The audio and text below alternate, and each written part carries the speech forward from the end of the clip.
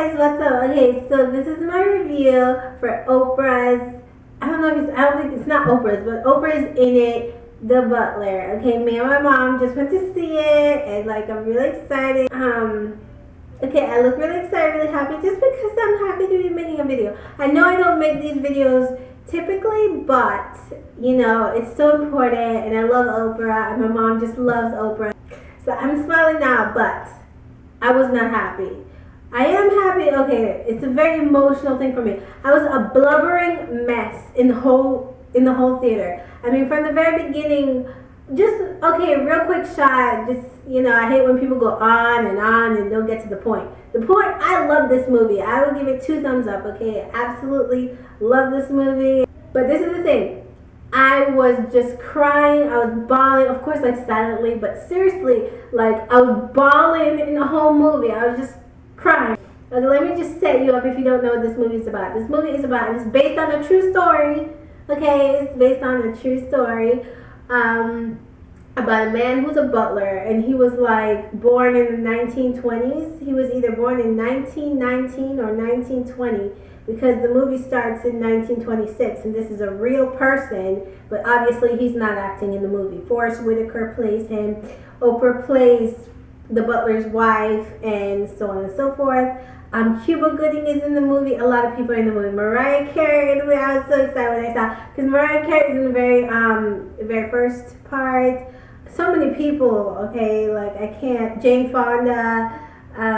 So that's not the point. The point is, everybody, it's about this butler. He's 1926, so he's picking cotton. He's a slave, and his parents are slaves. And in the beginning of the movie, he's with his dad, and even though it's a bad situation, he's still happy to be with his dad, because he's just a little boy. I mean, he's like 6 or 7 or 8 or something like that. Probably like around 6 years old. So he's just happy, even though it's hard to be with his dad, right? So in the beginning, Mariah Carey plays the mom. The white slave owner, he looks kind of young, like maybe he's the son of the slave owner. I'm not really sure who he is, but he's some sort of slave master, comes by the butler, the little butler, the butler's mom, right? And he's like, oh, I have to do, you know, I need you to do something for me over there.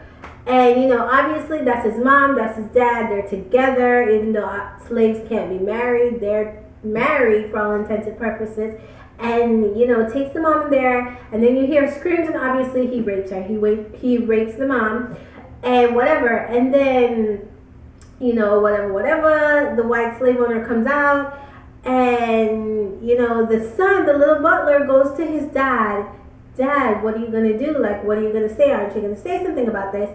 And I could tell that the dad was not gonna say anything, obviously, because he's a slave, and he actually had to hold the little boy back when the mom was going in there to be raped. But he heard the little boy say this, and he goes to say something. He said, he didn't even say anything. This is the thing. No. He didn't even say anything to the slave owner. The only thing he did was he stopped the slave owner. He said, hey. Literally, he said, hey, to the slave owner. And the slave owner just stopped there for a while, looked at him, and then shot him. Shot him in the head and killed him. I mean, obviously, I was crying, and this is like 5 or 10 minutes into the movie, and I'm already crying.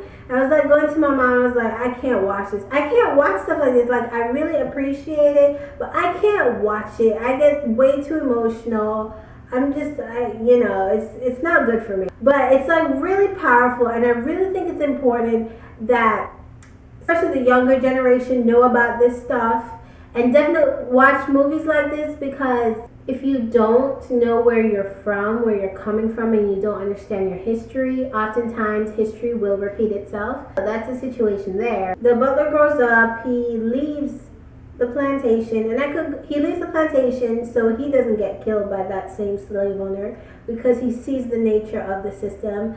His mama actually kind of went crazy. It's a very traumatic, very hostile environment. So yeah, he left. And when he left, you know, he didn't have any support. He couldn't get a job. He was hungry all the time. So one day he breaks into a restaurant. He breaks into a restaurant because there's cakes in the window, and he's hungry. Unfortunately, nobody white saw him. It was a black man who got him. And the black man was like, you know what you just did? You know what could happen to you? Because you just broke our shop. But thankfully, the black dude kind of took pity on him and took him under his wing. And the little butler asked for, hey, can I work here? And the black dude's like, you broke into our shop, broke our stuff, and now you're asking for a job. But basically, yeah, he got a job. He went up. That old guy who took him under his wing. The way the butler became the butler is that old guy got offered a butler job, a job to be a butler, and he didn't want it because he's kind of older and he felt comfortable where he is. So he gave it to the butler, the star of the movie, and that's how he became a butler. And it actually was a position to work as a butler in the White House. So this is based on a true story. All the civil rights stuff going on. This is from this happened around 1953-ish. And it goes on. So he's a butler in the White House from 1953 to like 1979 or 1980 something or something like that. And so he sees all the stuff happen, all the civil rights happen. His eldest son is really big into the civil rights movement and is actually one of the people who sit in the white section when they say don't sit in the white section. So his son went through a lot of physical brutality, got sent to jail many times because he was one of the main hands-on civil rights activists during the 1960s to late 1970s, and he continued throughout most of his life. Like he even started up with Mandela when that whole Mandela situation was going on. Which was like 1980 something. And then this is what got me. 2 points. Okay, so this is a minor spoiler alert. If you haven't seen the movie, this is not spoiler, you can still listen to this. So 2 points where I just completely lost it. I completely lost it when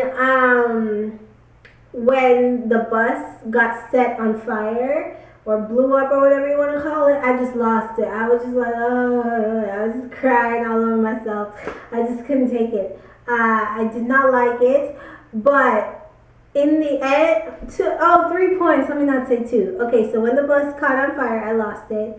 When the father finally went to the son and said, because the father, the butler, had animosity towards his son for being a civil rights activist, because his idea was, this is my son and he's putting me through all the stress and emotional distress by getting sent to jail, getting almost killed all the time. So he had a lot of animosity to his son for that. Like, why do you have to do that? Why can't you just be a normal citizen, be it in an uncomfortable situation with black people not having any rights? So he never understood why his son kept being an activist, but in the end he understood, and he said to his son, I'm sorry, and I wanna fight with you. I wanna be an activist alongside with you. And he actually ended up in jail fighting for South Africa's freedom.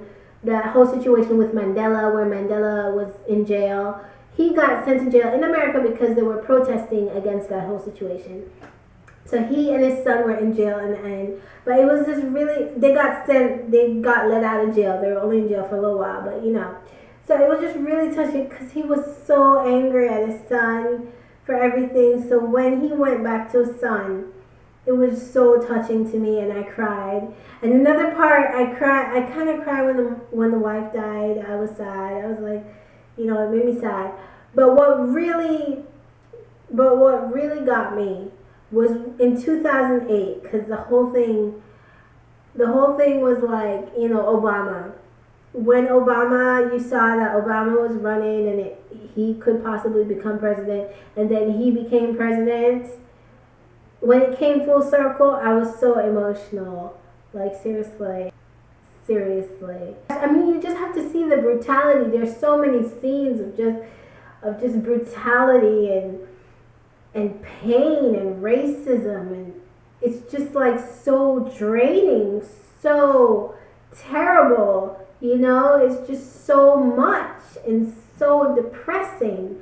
So when you saw the light, which is, black people on a political level and on a social level, on practically every level, finally getting their freedom through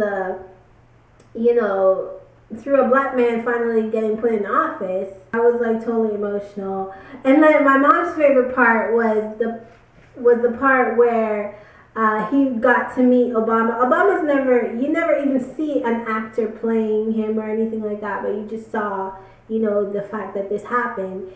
When my mom's favorite part was when he was walking down the corridor and he was like, the usher said to him, "Hey, I'm happy to have you here," and he's about to meet the President Obama, and he's waiting in the corridor, and the usher's like, "Let me take you, let me show you the way," and he's like, "I know the way." So overall, it's a very emotional movie for me. My mom wants to see it the second time. I do not want to see it the second time because, I don't know, I guess I'm really sensitive and I can't handle stuff like that, so I would rather not. But I thought it was just an awesome movie and really, really important. Really important. Like, I would show everybody. I think everybody needs to see this movie straight up. This is our history. This is straight up. This is real-ish. Okay, like, it's really important. Whether you're emotional like me or not, it's a really pressing, really serious issue that has to do with everyone. And not just black people, because it's a part of American history. Okay, so that was my review. I know I don't do videos like this, but it's just so important that I had to share. Okay, guys, thank you for watching, and I'll talk to you later.